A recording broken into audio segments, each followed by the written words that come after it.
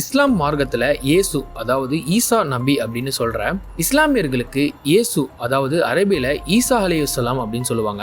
ரொம்ப முக்கியமான தீர்க்கதரிசி. நம்ம கிறிஸ்டியன்ஸில் எப்படி இயேசுவை பார்க்குறோமோ அதுல இருந்து சில வித்தியாசங்கள் இருக்குது. ஆனால் அவரை இஸ்லாம் ரொம்ப மதிக்குது. வாங்க சில முக்கியமான விஷயங்களை பார்ப்போம். ஸோ இது Jesus in Islam versus Christianity series. So இதுதான் ஃபர்ஸ்ட் வீடியோ. ஸோ அதுக்கு முன்னாடி நான் உசேன் அகமத். நம்ம சேனலை சப்ஸ்கிரைப் பண்ணாதவங்க சப்ஸ்கிரைப் பண்ணி வச்சுக்கோங்க.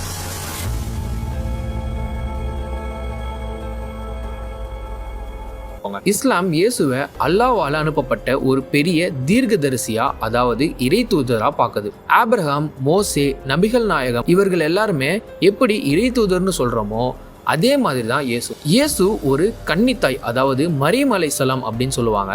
அவங்களோட வயிற்றுல அற்புதமா பிறந்ததை இஸ்லாம் ஏத்துக்குது. இது அல்லாஹ்வோட சக்திக்கு ஒரு மிகப்பெரிய அடையாளம்னு சொல்றாங்க. குர்ஆன்ல இயேசுவை அல் மசி அப்படின்னு சொல்றாங்க. இதுக்கு அபிஷேகம் செய்யப்பட்டவர் அப்படின்னு அர்த்தம்.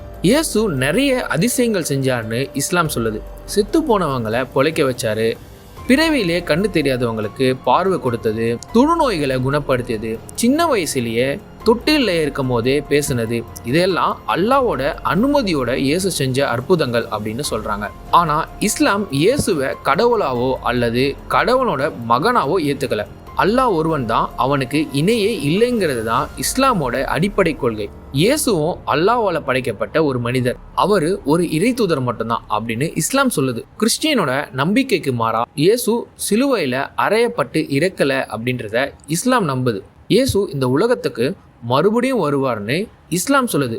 உலகத்தோட முடிவு வர்றதுக்கு முன்னாடி அவர் தஜ்ஜாலை அதாவது பொய் கிறிஸ்துவை எதிர்த்து போராடி பூமியில நீதியையும் அமைதியும் கொண்டு வருவாராம். சுருக்கமா சொல்லணும்னா இஸ்லாம் இயேசுவை ஒரு பெரிய தூதரா மதிக்குது. ஆனா அவரை கடவுளா ஏத்துக்கல. கிறிஸ்டியன் நம்பிக்கைகளோட சில விஷயங்களை வித்தியாசம் இருந்தாலும் இஸ்லாமியர்கள் இயேசுவை ரொம்ப மதிக்கிறாங்க. இஸ்லாம் பற்றி வேறு ஏதாவது தெரிஞ்சுக்கணும்னா கமெண்ட்ஸில் சொல்லுங்கள். கண்டிப்பாக நான் அடுத்த வீடியோவில் அப்டேட் பண்ண போகிறேன். ஸோ இந்த சீரீஸில் கண்டிப்பாக ஒரு 5 வீடியோஸ்னாச்சும் இருக்கும். ஸோ நம்ம சேனலை சப்ஸ்கிரைப் பண்ணி வச்சுக்கோங்க. அப்போ தான் அடுத்த வீடியோ உங்களுக்கு நோட்டிஃபிகேஷனாக வரும்.